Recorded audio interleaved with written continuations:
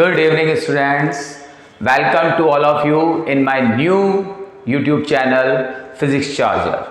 And also, you all again welcome in your new beginning of class 12th. Class 11 के paper complete हो चुके हैं। Class 11 आप लोगों की कंप्लीट हो चुकी है। कुछ स्टूडेंट्स की क्लास 11 बहुत अच्छी तरह से निकली है, कुछ बच्चों की क्लास 11 उठते पढ़ते गिरते इस तरह से निकली है। यानी कुल मिलाकर 11th हमारा कंप्लीट हो चुका है। किसी का खराब कंप्लीट हुआ है, किसी का अच्छा कंप्लीट हुआ है, लेकिन इससे कोई doesn't matter, it doesn't matter. हमें अब हमारे क्लास 12th को बेटर करना है, क्लास 12th के रिजल्ट को अच्छा करना है, ताकि हमारा फ्यूचर ब्राइट हो सके।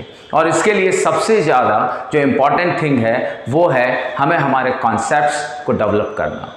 फिजिक्स एक ऐसा सब्जेक्ट है जो कंप्लीटली कॉन्सेप्चुअल है। यहाँ पर लॉजिक वर्क करते हैं, ना कि मेमोराइजेशन, ना कि रटना। अदर सब्जेक्ट्स के कंपैरिजन में फिजिक्स में मार्किंग लाना इजी है अगर आपके लॉजिक्स, आपके कॉन्सेप्ट्स क्लियर हैं तो बेटा दिस चैनल मैंने इस चैनल को इस्टेब्लिश इसी रीज़न से किया है, इसी एम को लेकर किया है कि मैं आपको अच्छा मटेरियल, अच्छी class with logic, with concepts आपको प्रोवाइड कर सकूं। तो please subscribe my channel. Firstly I introduce myself. My name is Hitesh Kumar Jain.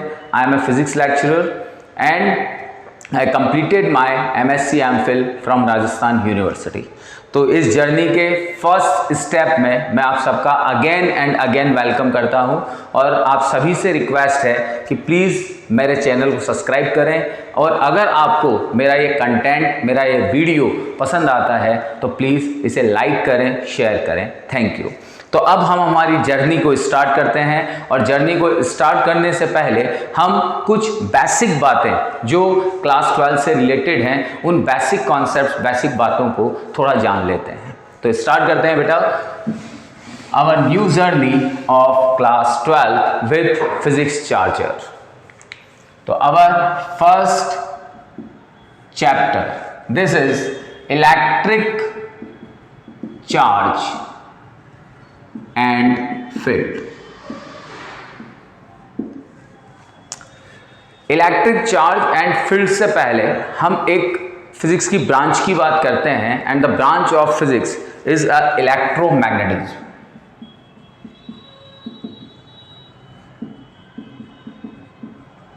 It is very important term, it is very important branch. और इस ब्रांच से रिलेटेड आपकी physics की पूरी फर्स्ट बुक इलेक्ट्रोमैग्नेटिज्म पर डिपेंड करती है, उस पर बेस्ड है। अब उस पर कैसे बेस्ड है इसको हम थोड़ा देखते हैं। देखिएगा, इलेक्ट्रोमैग्नेटिज्म टू पार्ट्स में हम डिवाइड कर सकते हैं, and to parts, first one is the electrostatics and second one is the electrodynamics. In electrostatics, okay, these both electrostatic and electrodynamics also the branch of physics, but it is a combined, yeah, it is a co-branch of electromagnetism. Okay beta, then electrostatic related to the charge at rest, यानी electrostatic के अंदर हम जिस चीज के, जिस logic की study करेंगे, जिस कॉन्सेप्ट की स्टडी करेंगे, वो स्टडी किसकी करेंगे हम? चार्ज की, और वो भी कौन सी पोजीशन में? जो रेस्ट पोजीशन में है। और जब हम इलेक्ट्रोडायनेमिक्स की बात करते हैं तो इलेक्ट्रोडायनेमिक्स में हम बात करेंगे इलेक्ट्रिक करंट की, मैग्नेटिज्म की, इलेक्ट्रोमैग्नेटिक इंडक्शन की,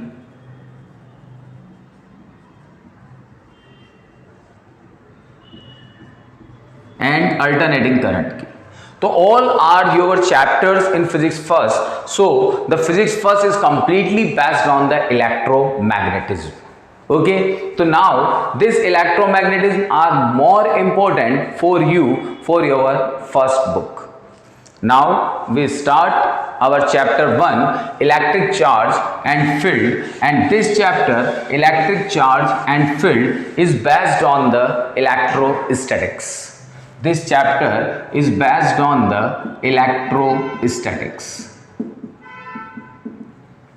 When we abbreviate this word, जब हम इस वर्ड का एब्रीविएशन करते हैं तो we divided into the two parts, first one is the electric and second one is the statics. Electric related to the charge, electric किससे related है बेटा? चार्ज से। And static means rest. That means electrostatic को अगर हम define करते हैं तो electrostatic is the branch of physics in which we studied about the rest charge and its properties. तो इलेक्ट्रोस्टैटिक्स को जब हम डिफाइन करेंगे तो हम लिखते हैं यहां पर it is the branch of physics in which we study about rest charge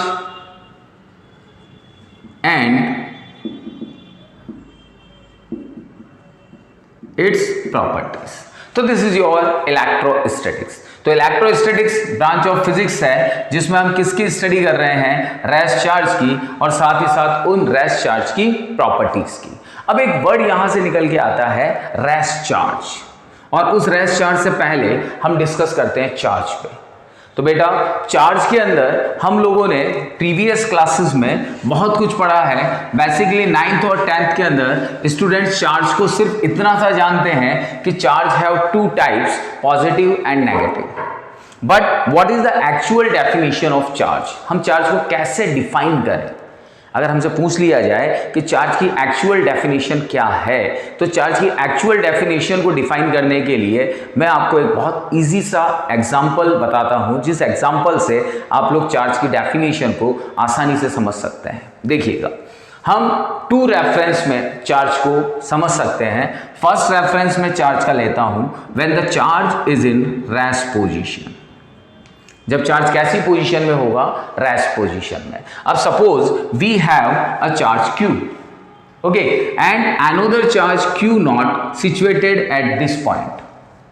charge Q, this is source charge, इसको हम बोल सकते हैं सोर्स चार्ज, पॉइंट चार्ज। तो ये एक सोर्स चार्ज यहां रखा हुआ है, and the another charge which is called the test charge. ये कौन सा चार्ज है आपका? Test charge. टेस्ट चार्ज क्या करता है? टेस्टिंग का काम करता है। जैसे आपके घरों के अंदर टेस्टर होता है, tester use for the checking the presence of electric current. If electric current flowing in the wire, then tester indicates the light, and if not flowing in the wire, then it not indicates the light. Similarly, test charge shows the presence of any charge, any other charge.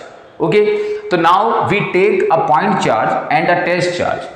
In this condition, when this charge Q0 situated at this place, then it have no effect, it have no disturbance experiences in it, यानी ये अपने अंदर किसी तरह का कोई disturbance experience नहीं करता।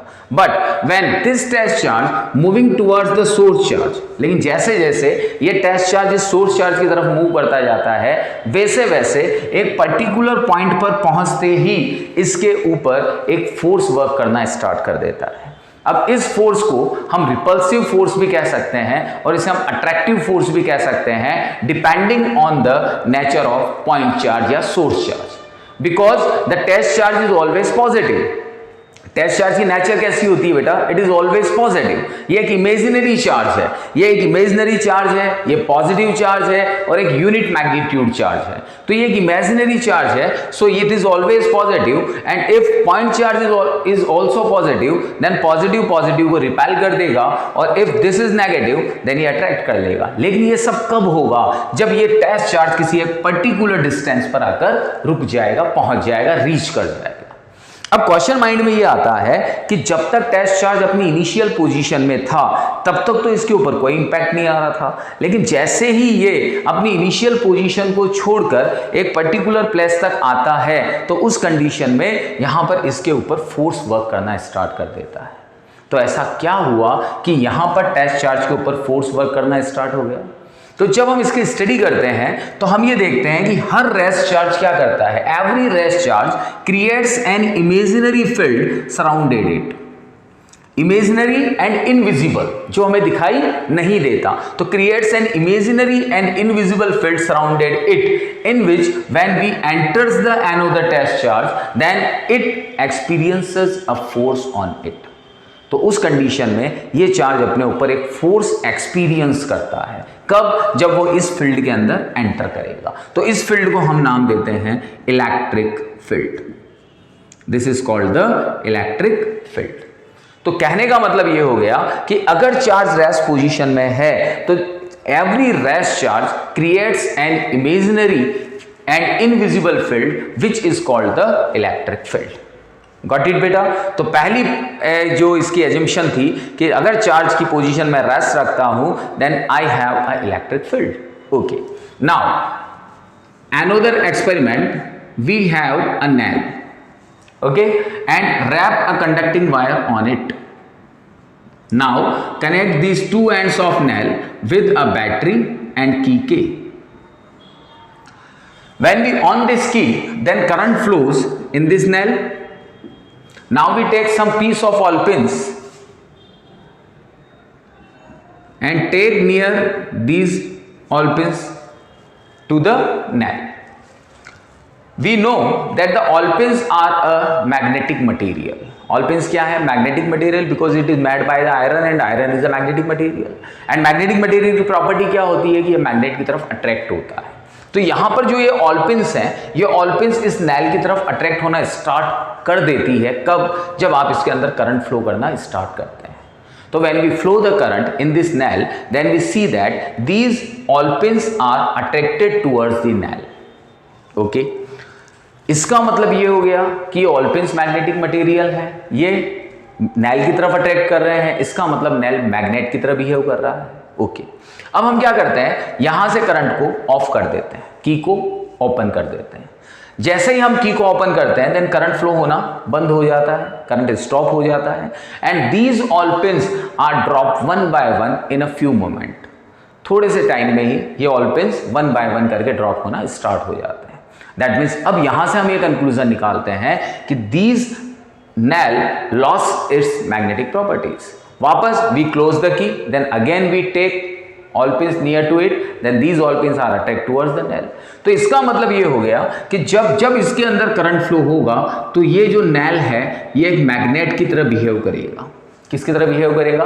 मैग्नेट की तरह। अब करंट होता क्या है बेटा? करंट को देखते हैं अगर हम, तो करंट होता क्या है? तो करंट का एक सिंपल सा डेफिनेशन होता है कि the rate of flow of charge is called the current.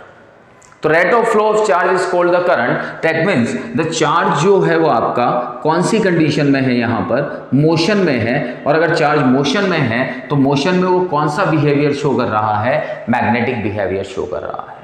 तो यहां पर मेरे पास में टू प्रॉपर्टीज, टू कंक्लूजन्स निकल के सामने आए हैं कि if the charge is in rest position then it shows the electric field, and if charge is in motion then it shows the magnetic field.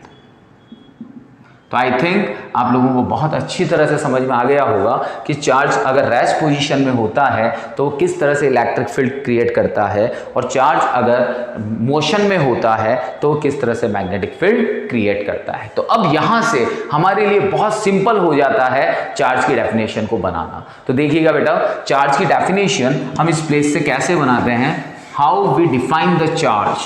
Then see here charge. तो हम लिखते हैं, देखिएगा, the physical quantity. चार्ज क्या है बेटा? एक physical quantity. Physical quantity किसे कहते हैं? फिजिकल क्वांटिटी कौन होती है? The quantities which can be measurable. जो क्वांटिटी मेजर की जा सकती हैं उन क्वांटिटीज को हम फिजिकल क्वांटिटी कहते हैं। तो यहां पर हम ये कह रहे हैं कि the physical quantity which shows electric and magnetic behavior and its properties is called charge। उस कंडीशन में ये क्या कहलाता है? आपका चार्ज कहलाता है। यानी वो फिजिकल क्वांटिटी जो इलेक्ट्रिक और मैग्नेटिक बिहेवियर दोनों को शो करती है, दोनों की प्रॉपर्टीज को शो करती है, उसको हम चार्ज कहते हैं। ओके बेटा, तो ये एक प्रॉपर डेफिनेशन हमारे सामने आ गई चार्ज की कि चार्ज होता क्या है, जो इलेक्ट्रिक और मैग्नेटिक प्रॉपर्टीज को, मैग्नेटिक बिहेवियर को शो करता है और उनकी प्रॉपर्टीज को शो करता है, उसे हम चार्ज कहते हैं। अब यहां से हम ये कहते हैं कि चार्ज टू टाइप्स के होते हैं, चार्ज हैव टू टाइप्स। तो चार्ज टू टाइप्स के कौन कौन से होते हैं? एक चार्ज तो होता है आपका पॉजिटिव चार्ज और एक चार्ज होता है आपका नेगेटिव चार्ज। अब अगर हम पॉजिटिव और नेगेटिव चार्ज की बात करते हैं तो इनकी अपनी एक पर्सनल डेफिनेशन होती है कि what is the positive charge and what is the negative charge. तो हम लोग बहुत अच्छी तरह से जानते हैं कि when an element loses the electron then it gains positive charge and when an element gain the electron then it have negative charge. तो इसका मतलब ये हो गया कि अगर मैं पॉजिटिव चार्ज को डिफाइन करता हूं तो पॉजिटिव चार्ज का मतलब होता है लॉस ऑफ इलेक्ट्रॉन्स, यानी जो इलेक्ट्रॉन्स का लॉस करेगा वो चार्ज आपका पॉजिटिव होगा। और नेगेटिव कौन होता है बेटा? जो gain of electron, that means जो इलेक्ट्रॉन्स को गेन कर लेता है उसे हम नेगेटिव चार्ज कहते हैं। Okay, these are the two charges, positive and negative charges. Got it? तो अभी तक हम लोगों ने क्या क्या पढ़ा बेटा? हम लोगों ने देखा कि जो इलेक्ट्रिक चार्ज और फील्ड जो चैप्टर हमारा है वो इलेक्ट्रोस्टैटिक्स ब्रांच के अंदर आता है। इलेक्ट्रोस्टैटिक ब्रांच क्या है? इलेक्ट्रोस्टैटिक ब्रांच वो है जिसमें चार्ज रेस्ट पोजीशन में होता है, हम उसकी स्टडी करते हैं, हम उसके बिहेवियर की स्टडी करते हैं। चार्ज क्या होता है? जो इलेक्ट्रिक और मैग्नेटिक बिहेवियर और उसकी प्रॉपर्टीज को शो करता है। चार्ज कितने टाइप्स के होते हैं? टू टाइप्स के होते हैं, पॉजिटिव एंड नेगेटिव। अब नेक्स्ट टॉपिक जो हमारा आता है वो आता है properties of charge. Properties of charge. अब अगर हम प्रॉपर्टीज ऑफ चार्ज की बात करते हैं तो सबसे पहले जो डेफिनेशन में हमने एक वर्ड बोला था फिजिकल क्वांटिटी। चार्ज को हमने क्या बोला था? Physical quantity. तो physical quantity can be scalar, may be scalar, may be vector और may be tensor. Three types की क्वांटिटीज होती हैं, स्केलर, वेक्टर एंड टेंसर। तो यहां पर जब हम चार्ज की बात करते हैं तो चार्ज कौन सी क्वांटिटी होगी? तो बहुत ध्यान से एक एग्जांपल देखिएगा बेटा कि हमारे पास में सपोज एक सिस्टम है और इस सिस्टम में डिफरेंट वैल्यूज ऑफ चार्जेस हैं। Suppose 2 coulomb, 3 coulomb, -3 coulomb, 4 coulomb, 5 coulomb, -2 coulomb and so on. Then my question is how many charge reside in the system? Total charge इस सिस्टम का कितना है?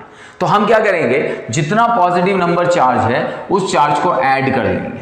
देन हमने इसको ऐड किया 5, 4, 9, 3, 12 and 14 coulomb, और negative number charge को add कर लेंगे 3 and 2, 5। तो टोटल चार्ज मेरे पास में कितना रिमेनिंग रहा? 9 कूलम। तो यहां अगर मैं इस एग्जांपल को देखता हूं then I see that here we apply the simple algebra. हमने किसको अप्लाई किया है? सिंपल अलजेब्रिक रूल्स को अप्लाई किया है। एंड सिंपल अलजेब्रिक रूल से मीन होता है जिस प्लेस पर we apply the addition, subtraction, division and multiplication, this is the simple algebra. तो वो सारी क्वांटिटीज जो सिंपल अलजेब्रिक रूल्स को फॉलो करती हैं वो क्वांटिटीज स्केलर क्वांटिटीज कहलाती हैं। हम लोगों ने अभी तक पढ़ा है कि the scalar quantities are the quantities which shows only magnitude not direction, these are called the scalar quantity. But we add one line and extra that the scalar quantity is a quantity which obeys the simple algebraic laws. तो जो charge आपका है वो charge भी क्या है? एक scalar quantity है क्योंकि ये सिंपल अलजेब्रा को फॉलो करता है। तो अगर मैं यहाँ फर्स्ट प्रॉपर्टी की बात करता हूं तो फर्स्ट प्रॉपर्टी में मैं लिखता हूं it is a scalar quantity. कौन सी क्वांटिटी बोलता हूं बेटा मैं इसको? It is a scalar quantity. Okay, now second quantity की अगर हम बात, सेकंड प्रॉपर्टी की अगर हम बात करते हैं तो सेकंड प्रॉपर्टी बहुत सिंपल सा प्रॉपर्टी है। एक साइंटिस्ट था बेटा फ्रैंकलिन। कौन सा साइंटिस्ट था? फ्रैंकलिन। देखिएगा, समझिएगा बहुत ध्यान से। एक साइंटिस्ट था फ्रैंकलिन। इस फ्रैंकलिन साइंटिस्ट ने क्या किया?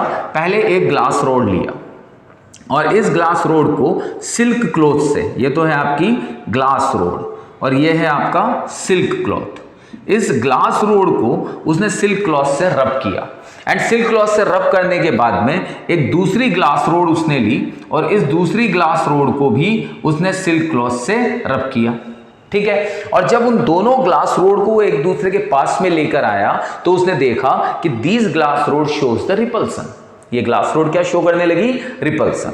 अब उसने एक एक्सपेरिमेंट और किया। उस एक्सपेरिमेंट में उसने क्या किया कि ग्लास रोड और सिल्क क्लॉथ का जो एक सिस्टम था वो तो उसने वैसा एज इट इज रखा, और अब एनोदर एक रोड उसने ली एबोनाइट। कौन सी रोड ली बेटा, एबोनाइट। इस एबोनाइट की रोड को केट स्किन से या केट फर से उसने रब किया, और रब करके when he take this ebonite rod nears to the glass rod, then he see a surprising result that these rod are attract with each other. तो in both cases he shows the attraction और repulsion, और यहां से ही concluded that like charges एक दूसरे को repel करते हैं और अनलाइक चार्जेस एक दूसरे को अट्रैक्ट करते हैं। तो जो एनोदर प्रॉपर्टी यहां से हमने इवैल्यूएट की वो क्या थी कि जो लाइक चार्जेस हैं वो तो एक दूसरे को रिपेल करेंगे, और जो अनलाइक चार्जेस हैं वो एक दूसरे को अट्रैक्ट करेंगे। अनलाइक चार्जेस एक दूसरे को अट्रैक्ट करेंगे। गॉट इट बेटा। थर्ड प्रॉपर्टी बहुत इंपॉर्टेंट प्रॉपर्टी है जो मैंने अभी आपको एग्जांपल से भी समझाई, जैसे if the charge is in rest position, if charge is in rest position then it shows only the electric field. Okay, if the charge is in uniform motion, what is the uniform motion? Uniform motion means if the equal distance travels in equal time. So if the charge is in uniform motion then it shows the magnetic field. And if the charge is in accelerated motion, which motion? Accelerated motion, then it shows the electromagnetic radiation. Very important, electromagnetic radiation. तो कहने का मतलब क्या हो गया बेटा कि अगर चार्ज रेस्ट पोजीशन में है तो कौन सा फील्ड क्रिएट करेगा, इलेक्ट्रिक फील्ड क्रिएट करेगा। अगर चार्ज यूनिफॉर्म मोशन में है तो मैग्नेटिक फील्ड क्रिएट करेगा। और अगर चार्ज एक्सिलरेटेड मोशन में है, what is the mean of accelerated motion? Accelerated का मतलब होता है जिसके अंदर वेलोसिटी कंटिन्यूअसली चेंज हो रही है। कभी चार्ज रेस्ट में आ जाएगा, कभी चार्ज मोशन करने लगेगा, फिर रेस्ट में, फिर मोशन। तो रेस्ट में आएगा तो इलेक्ट्रिक फील्ड क्रिएट कर देगा, मोशन में रहेगा तो मैग्नेटिक फील्ड क्रिएट कर देगा। यानी इलेक्ट्रिक और मैग्नेटिक दोनों फील्ड्स कंटिन्यूअसली अल्टरनेटिवली क्रिएट होते रहेंगे, और इसकी वजह से यहां पर इलेक्ट्रोमैग्नेटिक रेडिएशन जनरेट हो जाएगा। तो इलेक्ट्रोमैग्नेटिक रेडिएशन जनरेट किसकी वजह से होता है? एक्सिलरेटेड मोशन ऑफ चार्ज की वजह से। तो बहुत इंपॉर्टेंट थिंग है बेटा यहां पर कि if the charge is in rest position then it creates the electric field, if the charge is in uniform motion then it creates magnetic field, and if the charge is in accelerated motion then it creates the electromagnetic radiation. Okay, तो this is your third property. अब अगर हम इसकी fourth property पे आते हैं, तो fourth property से पहले मैं आपको इस चार्ज की थोड़ी यूनिट्स के बारे में डिस्कस कर लेते हैं हम। तो इस चार्ज की अगर हम यूनिट्स की बात करते हैं तो जो चार्ज की SI यूनिट होती है, चार्ज की SI यूनिट होती है कूलम। C से रिप्रेजेंट करते हैं हम इसको। ओके, अगर हम इसकी CGS यूनिट्स की बात करते हैं तो CGS यूनिट्स में सबसे पहली यूनिट आती है इसकी फ्रैंकलिन, दूसरी यूनिट आती है इसकी एप कूलम, थर्ड यूनिट आती है इसकी स्टेट कूलम, फोर्थ यूनिट आती है इसकी ESU। ESU की फुल फॉर्म क्या होती है बेटा? Electrostatic unit. Okay, fifth unit आती है इसकी EMU, this one is the electromagnetic unit. तो now these are the SI unit and CGS unit. और जब हम SI और CGS में रिलेशन निकालते हैं तो 1 कूलम इक्वल्स टू 3 × 10⁹ ESU या 1/10 EMU। ओके, तो now here 1 EMU equals to 3 × 10⁻10 ESU. This is the basic relation in between the EMU and ESU, and जो upper side relation है this is in SI and the CGS system. Okay, now the largest या biggest unit of charge, biggest unit of charge and biggest unit of charge is Faraday. 1 Faraday equals to 96,500 coulomb. This is your biggest unit of charge. So this is the basic things which related to the charge. In this video मैंने सिर्फ आप लोगों को वही चीज़ें, छोटी छोटी basic चीज़ें बताई हैं जो आप लोगों को पहले से ध्यान थी। In our next video we discuss about the conservation of charge, quantization of charge and the other properties of charge. Okay बेटा, तो आई होप ये वीडियो आपको समझ में आया होगा। It's our first video in my group, in my physics charger group. तो आप सभी से रिक्वेस्ट है कि अगर आपको ये वीडियो अच्छा लगा है तो प्लीज़ मेरे चैनल को सब्सक्राइब करें और बेल आइकन पर जाएं, उस पर क्लिक करें, लाइक करें और चैनल को ज़्यादा से ज़्यादा शेयर करें। Thank you, good luck.